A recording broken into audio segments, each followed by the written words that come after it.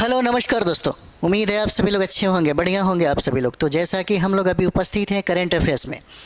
Current affairs ये हो जाएगा 15 महीनों का करेंट अफेयर्स आपको यहाँ पे मिलेगा और हम लोग एक बेहतर रिवीजन के तौर पे देख रहे हैं। तो आइए हम लोग प्रारंभ करते हैं। अगला जो प्रश्न है उसको हम लोग देखते हैं। हाल ही में किसे राष्ट्रीय साइबर समन्वय केंद्र का नया प्रमुख नियुक्त किया गया है?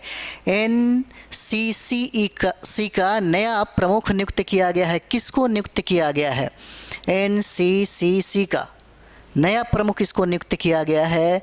इसका आंसर डी हो जाएगा। लेफ्टिनेंट जनरल एमयू नायर हो जाते हैं। एमयू नायर को नियुक्त किया गया है, इसका आंसर डी हो जाएगा। तो लेफ्टिनेंट जनरल एमयू नायर को नया राष्ट्रीय साइबर सुरक्षा समन्वय का है ना नियुक्त किया गया है। इनकी नियुक्ति हुई है यहाँ पर 3 जुलाई 2023 को इनकी नियुक्ति हुई है और नियुक्ति हुआ है राष्ट्रीय साइबर सुरक्षा समन्वय के पद पर नियुक्त किया गया है। जनरल एमयू नायर को नियुक्त किया गया है और ये अपना स्थान ग्रहण करेंगे lieutenant general doctor Rajesh Pant के स्थान पर। कुछ महत्वपूर्ण तथ्य में हम लोग देखेंगे तो राष्ट्रीय सुरक्षा साइबर सुरक्षा समन्वयक जो है यह देश की सबसे बड़ी साइबर सुरक्षा एजेंसी राष्ट्रीय साइबर समन्वय केंद्र का प्रमुख होता है। यह केंद्र का प्रमुख होता है। चलिए अगला प्रश्न देखेंगे यहाँ पर।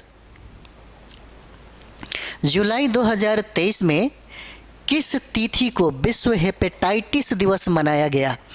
विश्व हेपेटाइटिस दिवस 28 जुलाई को मनाया गया है और मनाने की तिथि कितना हो जाएगा? 28 जुलाई 2023 को। और 2023 का जो थीम है वो हो जाएगा one life one liver. One life और वन लाइवर। मनाने का जो उद्देश्य है, मनाने का उद्देश्य है हेपेटाइटिस से प्रभावित लोगों के प्रति समर्थन प्रदर्शित करते हुए रोकथाम, परीक्षण और उपचार को बढ़ावा देना।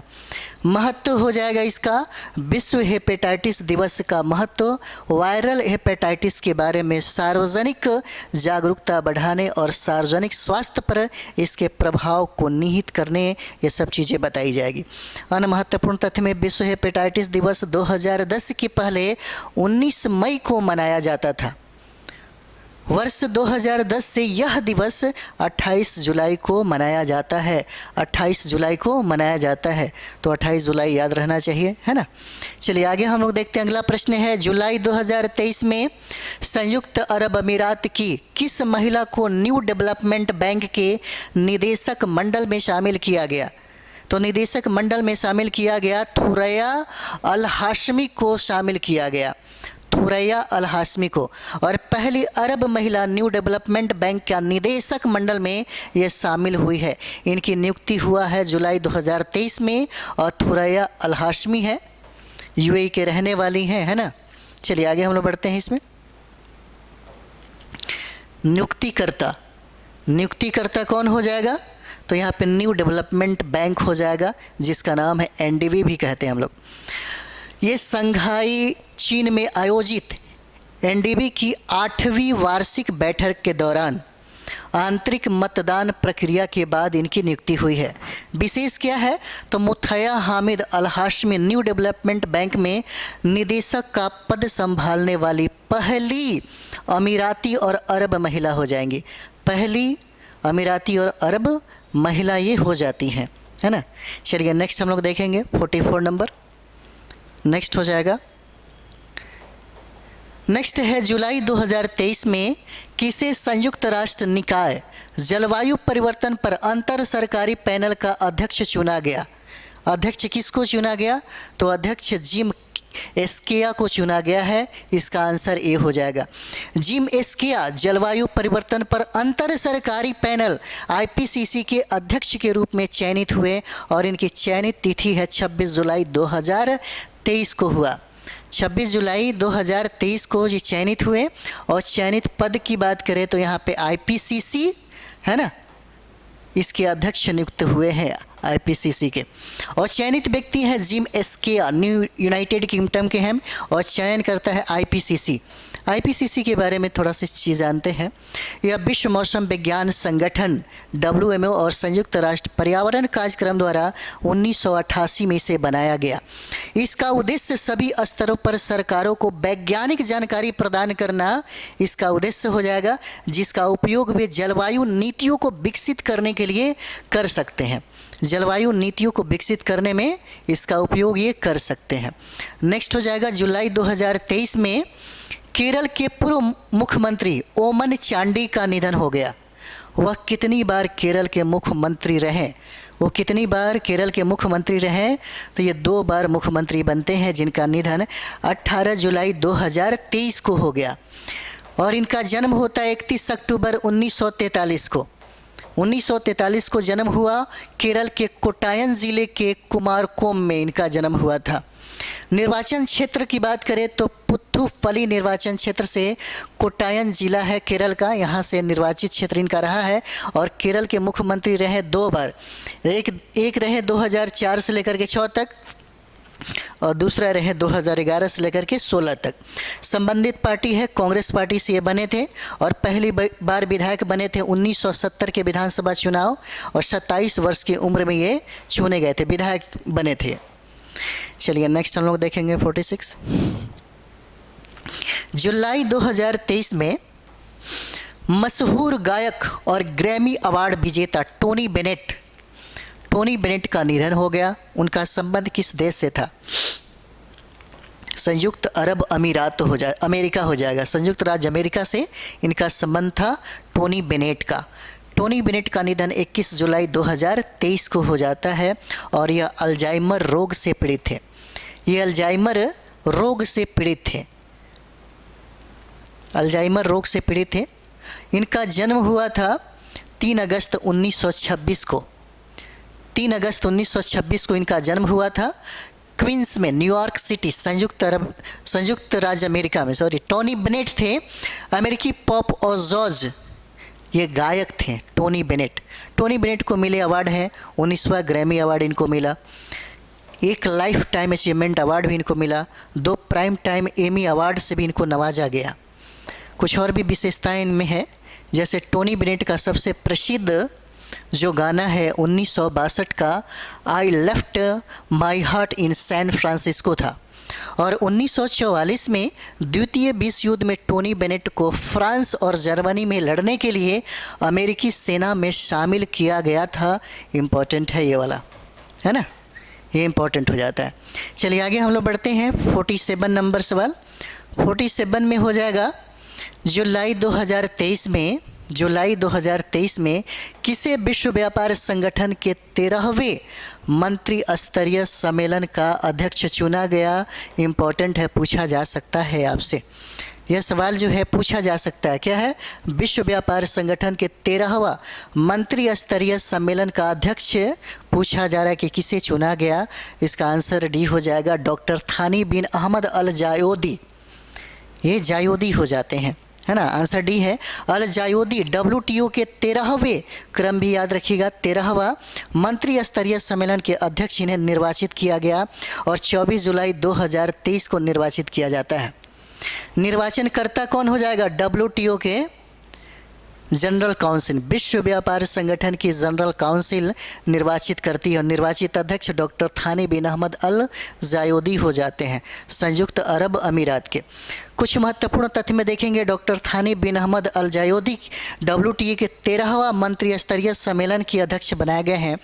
क्रम में 13वां जरूर याद रखिएगा, किसके द्वारा, है ना, किसके? तो WTO के। और WTO के 13वें मंत्री स्तरीय सम्मेलन का आयोजन हुआ था 26 से लेकर के 29 फरवरी 2024 को हुआ था। संयुक्त अरब अमीरात के अबू धाबी में इसका आयोजन किया गया था। अबू धाबी में इसका आयोजन किया गया था। 26 से 29 फरवरी 2024 को इसका आयोजन किया गया, अबू धाबी में किया गया। अब और भी थोड़ा सा देखते हैं। ध्यातव्य है कि WTO के 12 मंत्री स्तरीय सम्मेलन का आयोजन 12 से 17 जून 2022 तक WTO का मुख्यालय कहाँ है? जेनेवा, स्विट्जरलैंड में, है ना, हुआ था। और इसकी सह मेज़बानी कजाकिस्तान ने की थी, सह मेज़बानी कजाकिस्तान ने की थी। और सम्मेलन की अध्यक्षता कजाकिस्तान के राष्ट्रपति के deputy chief of staff Timur Suleimenov ने किया था, है ना। चलिए आगे हम लोग देखते हैं। विश्व व्यापार संगठन है, तो विश्व व्यापार संगठन का स्थापना 1 जनवरी 1995 को हुआ था। WTO की स्थापना 1 जनवरी 1995 को हुआ और इसका पूरा नाम था general agreement on tariff and trade, जिसको हम लोग गेट बोलते हैं। कुल सदस्य यहाँ पे अभी 164 है। अंतिम सदस्य देश अफ़गानिस्तान हो जाएगा। पूछा जाता है, अक्सर पूछा जाता है। हम लोग एक प्रश्न में बहुत सारे डिस्कशन को देख रहे हैं ताकि यहाँ से प्रश्न ज़्यादा पूछेगा। इसलिए जो भी चीज़ें, जैसे अगर ये पूछ देता है यहाँ पर कि WTO का कितना सदस्य भी WTO में सदस्य बने हैं, तो 164 सदस्य हो जाएगा। यानी कि अंतिम सदस्य जो देश है कौन बना, ये पूछा जा सकता, अफ़गानिस्तान है। और इसका मुख्यालय जेनेवा हो जाएगा, जो स्विट्ज़रलैंड में है। और वर्तमान महानिदेशक भी पूछा जा सकता है, डॉक्टर नागोजी ओकोंजो इवेला, जो नाइजीरिया के रहने वाले हैं, ये भी पूछा जा सकता है।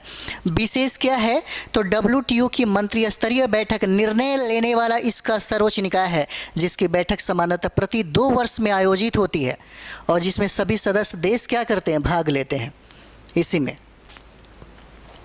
चलिए नेक्स्ट हम लोग देखते हैं 48 नंबर। ये जो अंतर्राष्ट्रीय संगठन है, अंतर्राष्ट्रीय संस्था जो है, यहाँ से डायरेक्ट सवाल पूछे जाते हैं।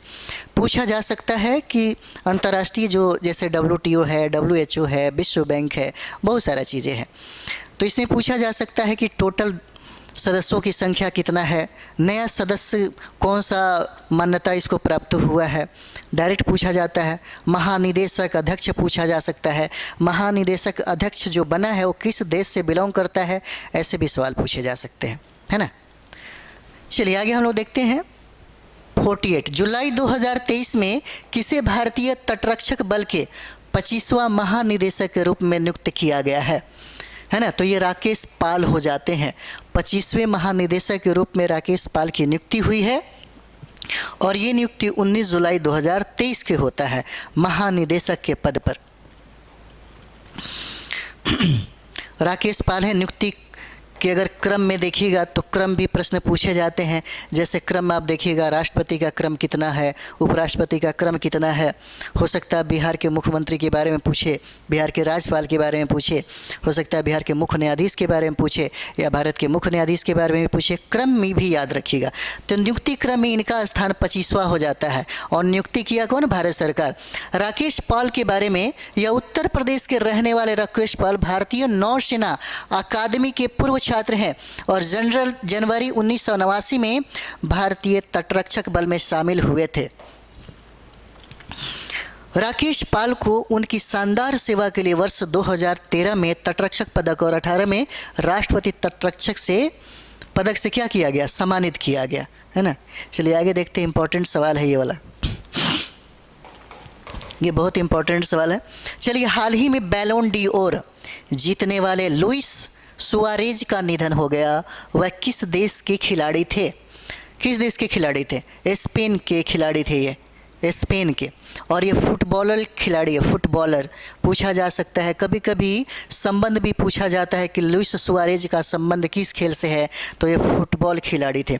इनका निधन 9 जुलाई 2023 को हो गया था और ये स्पेन के निवासी थे। लुइस ने बैलोन डी ओर से जीता था वर्ष 1960 में। लुइस सुआरेज प्रसिद्ध थे गोल्डन, है ना, ये क्या हो जाता है, गोल्डन गैलिसियन के नाम से ये प्रसिद्ध थे। अन्य महत्वपूर्ण तथ्य में देखिए, लुइस सुआरेज मिरामोंटेस बैलोन डी ओर जीतने वाले एकमात्र स्पेनिश व्यक्ति हैं, ये पूछा जा सकता है आपसे। चलिए नेक्स्ट हम लोग देखते हैं यहाँ पे। जून 2023 में भारतीय विशिष्ट पहचान प्राधिकरण UIDAI के मुख्य कार्यकारी अधिकारी यानी कि CEO के रूप में किसने पदभार ग्रहण किया है? तो पदभार किसने ग्रहण किया?